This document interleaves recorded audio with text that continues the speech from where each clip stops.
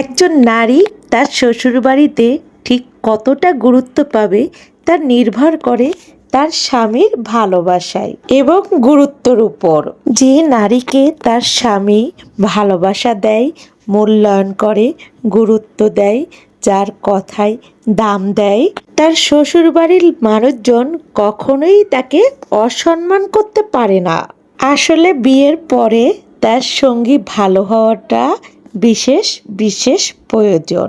সঙ্গী যদি ভালো হয় তবে শ্বশুরবাড়ির লোকজন যেমনই হোক না কেন সেই সংসারে একজন স্ত্রী টিকে থাকতে পারে। কিন্তু সঙ্গী যদি ভালো না হয় তবে শ্বশুরবাড়ির লোকজন যতই ভালো হোক না কেন সেখানে টিকে থাকতে পারে না, বা টিকে থাকা একজন নারীর জন্য খুব কঠিন হয়ে পড়ে।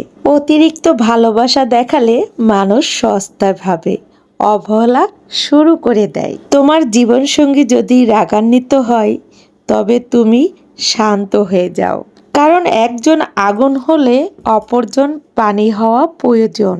জানেন তো, মাঝে মাঝে মন খারাপের কোনো কারণ কাউকে বোঝানো যায় না, শুধু ভিতরটা কুড়ে কুড়ে খায়।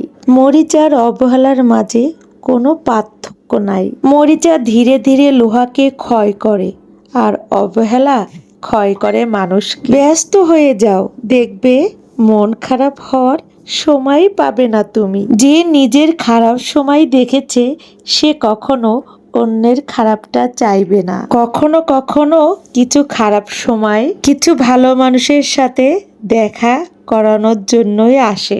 ভালোবাসা যেখানে সেখানে বিলিয়ে দেওয়ার জিনিস না, কারণ এই ভালোবাসার সাথেই মিশে থাকে মানুষের বিশ্বাস, ভরসা ও আত্মসম্মান।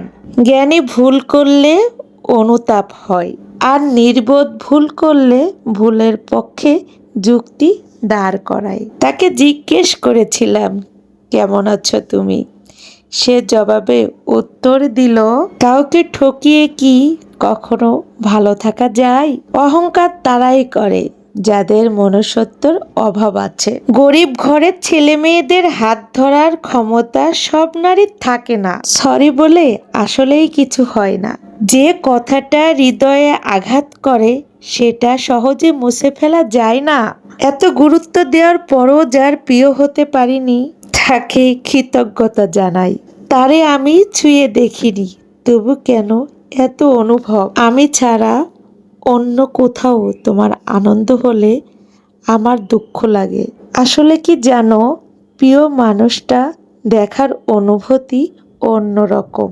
এই দিনটা দেখার জন্য নিশ্চয়ই বাবা মা কষ্ট করে ছেলে মেয়ে বড় করিনি।